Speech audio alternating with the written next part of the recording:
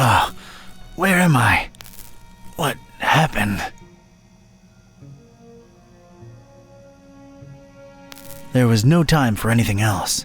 All I wanted was to get out of that dump pronto. Hey, you out there! Let me out of here, you dirtbags! Come on, who's out there? Hello? Nothing. So, this isn't gonna be easy after all. I started to take in my surroundings and bing, bang, boom! I was seeing salvation in every little thing that caught a glint. In my mind, they were already shaping into something that would definitely get these goons' attention. I was gonna do big, loud things with petty stuff, like a poor country using scraps to send a rocket to the moon.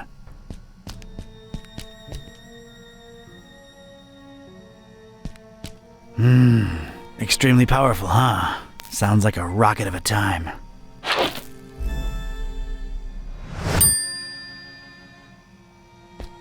Pennies to pachyderms, I'll find something to fill it.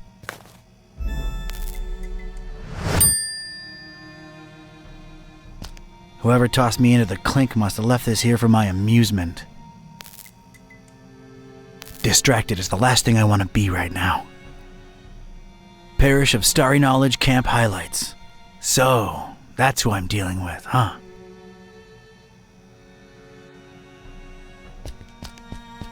I could use this.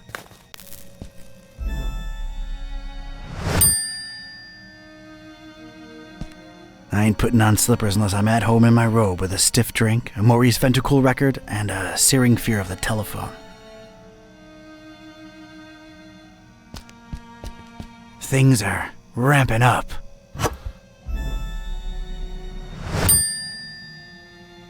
For some reason, there are barrels of tar everywhere.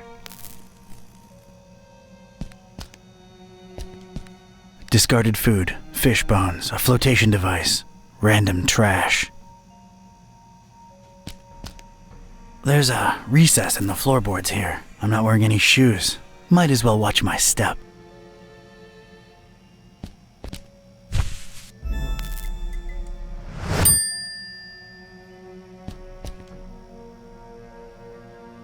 If I wanted any tar, there's plenty spilled on the floor.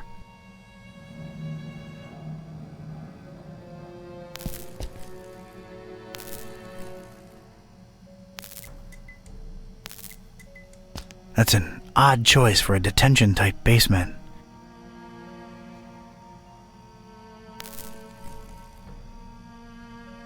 That's a lot of dense, sticky tar. Seems to be a lot of it around.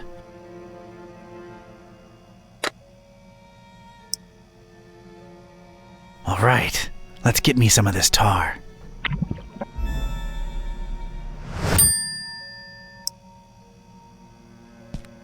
Here we go.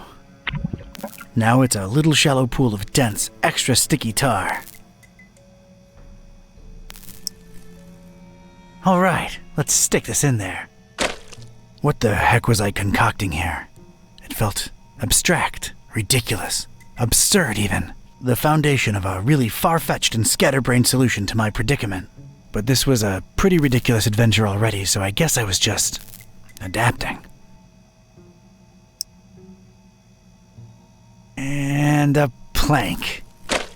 This was officially ridiculous. Was I feeling proud of myself? A definite and resounding no. But it was all I had. Look at this. A cringeworthy blue ribbon taker and the crazy enough that it could work regional semifinals. Definitely not a highlight in my career. Assuredly not a low, though. Maybe those late-night Mac Viper and mac and cheese syndicated binges had some kind of effect on my person. Good old mac and cheese. All right, door. Brace for serious, imminent impact. Prisoner, the boss wants to see you. Come on out here. You have got to be kidding me. Mr. Ktype, or should I call you Don? No, you shouldn't. Ktype will do just fine. We provided you with some slippers. Did Brother Gleam not assess your shoe size correctly? Now listen here, Buster. Unless I'm in the comfort of my own home, I don't do slippers. You can leave a man pantless, shirtless even, but don't mess with his footwear symmetry, you barbarian. What is this place and who are you anyway? This is about that damned book, isn't it? How deductive. Earning your keep, huh? Come now, don't take it personally, Ktype. You were useful in leading us to it for a while, and then you were no more. We never really wanted to hurt you, or your shoes. You're sullen, grumpy, and mean to everyone. We like you. You would have gone far in our organization. Well, did you find the darn thing?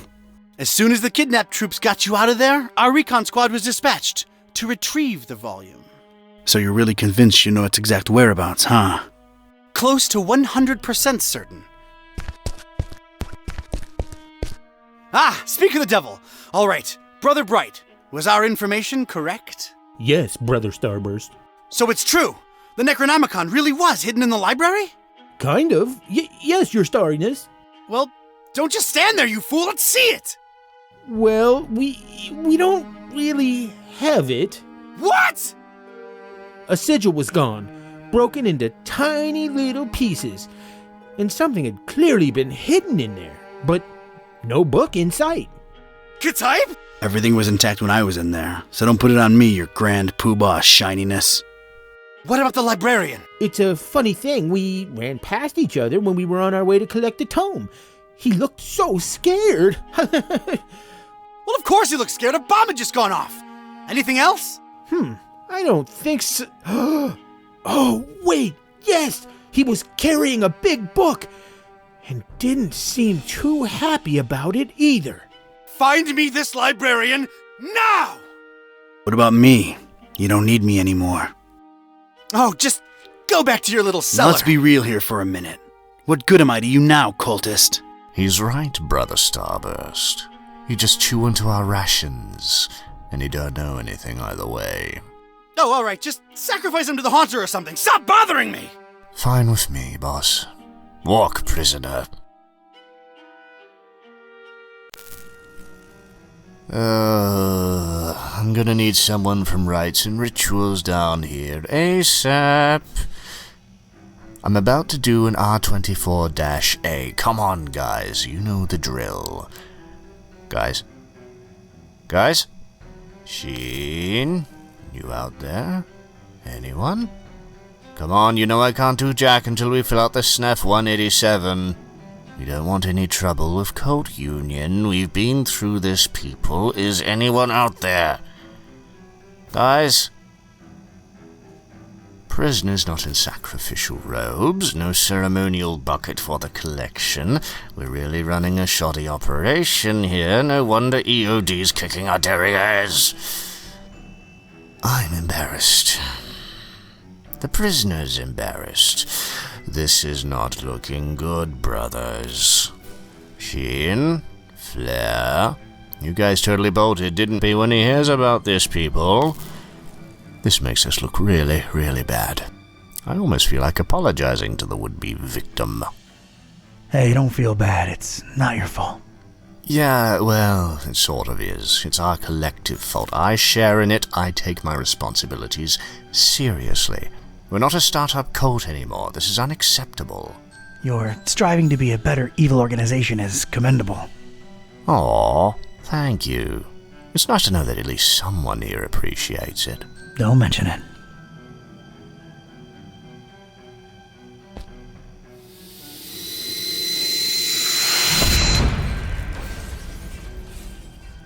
Sweet dreams, star lover.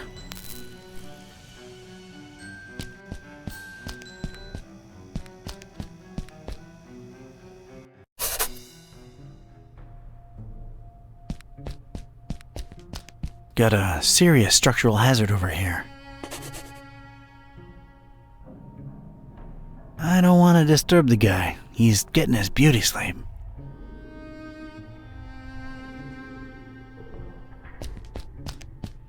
It's a heap of astronomy-related instruments. Wait, there's a piece of wire sticking out from it.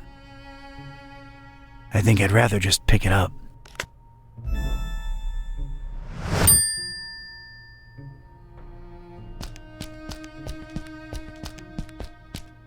Well, that's nice. A little extra safety's always appreciated.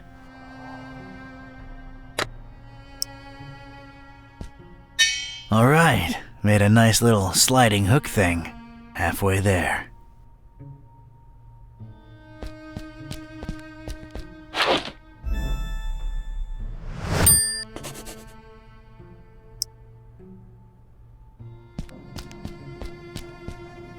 There we go. One radical red-hot ram rocket ready to go.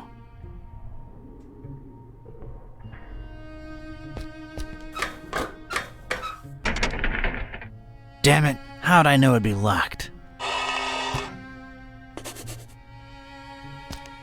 It's ready, steady, and aimed. Fire!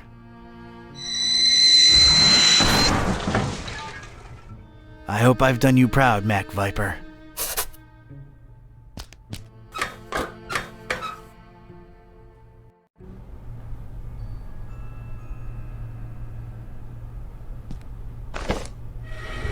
Whoa! That seemed to make a lot of things happen at once. Alright, let's see now. October 13th. It's so hard to get accustomed to the sickening stench of this dreadful fishing town, but apparently it's important to him that we establish our base here, so we just take it. Decorating, coming along nicely. No end to the work. A lot of long and boring entries follow. Seems like some kind of complicated records. Let me skip ahead a bit. Let's see. July 6th. We're all accustomed to the stench. It's probably imbued in everyone by now. Summoned the Haunter, and he came in a flickering form of a tall, swarthy man with skin made of ebony. Ignored my words and asked for the book, then disappeared upon my answer. We must find it, no matter what. July 13th. His incomplete form is frustrating. Must find the book. We must find it. That idiot Bright left the hatch open, and Lumen snuck up here into the summoning chamber to try to get the Haunter's mark. What did the fool think would happen? We don't even bother storing their ashes in the urn anymore. Just leave them there as a reminder to anyone stupid enough to try that again. August 6th. Sister Halo's matchstick hobby proved to come in handy. Praise the Haunter! I could scarcely believe my senses when at last she finalized the structure and Brothers Bright and Gleam dropped the cannonball on it. Not only did it not destroy what she built, but it lodged itself in the circular space above the stone and is exerting such pressure on the lattice work that you can take a shovel to it and it won't cave in. It's good to have some smart people join the ranks for a change. Only she and I know how to breach it and get to the stone, so that should at least keep our numbers from dropping. August 7th. Private investigator making waves in Darkham looking for leads on the book. Might be a dark blessing in disguise. We just stay on his tail and track him to see if he digs up any leads. The book? The Necronomicon? Is that me they're talking about? August 13th. Rejoicing! It's very possible that the hostess's fetch dog has sniffed out the book. Time to retire him and go for the prize ourselves. Hostess. Why did that sound familiar? Anyway, that crazily angled stone. I wanted it. If only to get back at these star-obsessed maniacs. I've opened it at its bookmark. The stone from the stars is a window on all time and space. It is within it that the Haunter sleeps while the yellow sun reigns, and it is from its circular gate that the Haunter's incomplete form rises when the words are spoken. Nor shall he ever rise in his true form until the forbidden book be by his side. No end to the work.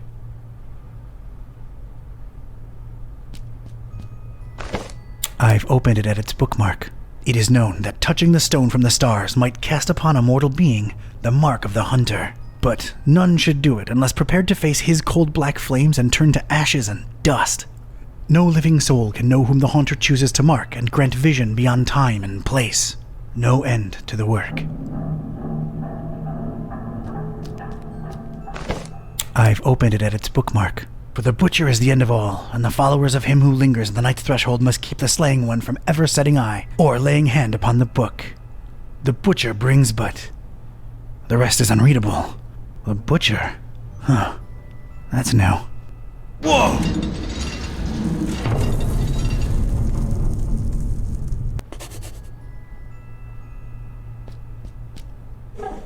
Inside the dusty drawer, there was one solitary rusty spoon. Unwritten private investigator wisdom says you never know when you could use a rusty spoon.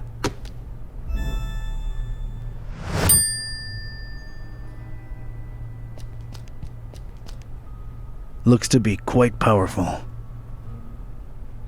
Wouldn't know what to do with it.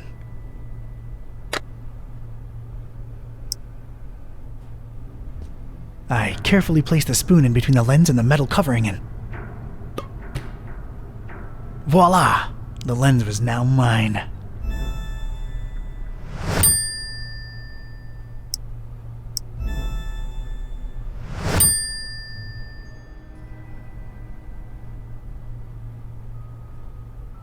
A pretty martial-looking cannonball suspended somehow above that glowing rock by some order of matchstick engineering genius.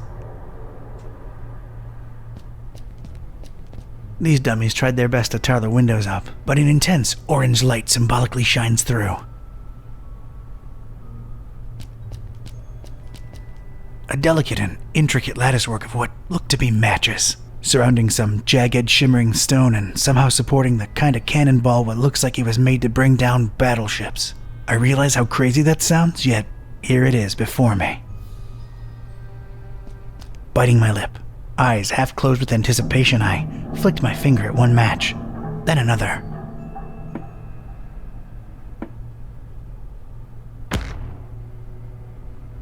The apparently fragile construction proved to be impervious to my attempts at unbalancing it. There was damn good engineering when you needed it the least. The structure would not collapse, no matter what.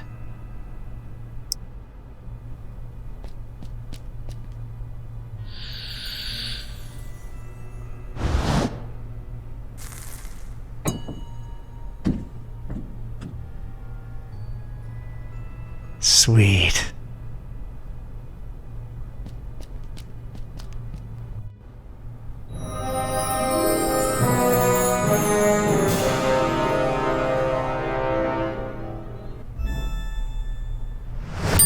I most certainly did not burst into cold black flames. So much for this numbskull cult's credibility. It did feel, weird. Weird.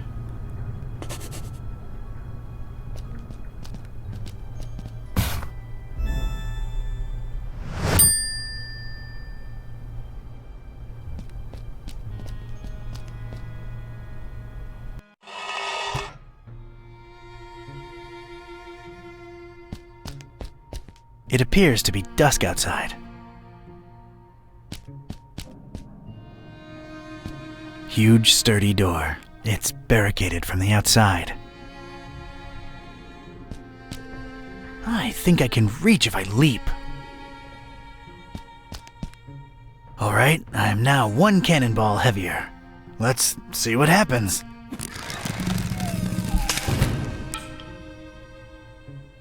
That was a first. And a last.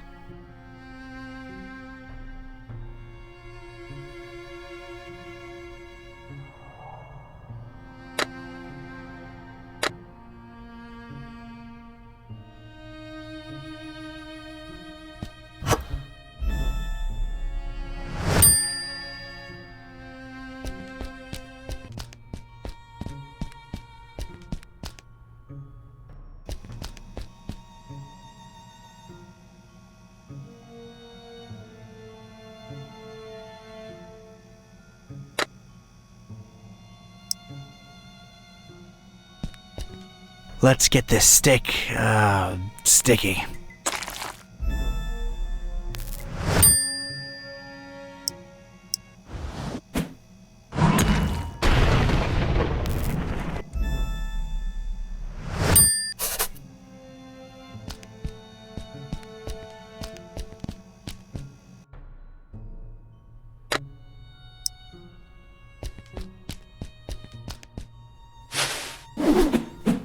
There's just one thing I want to say before I do it.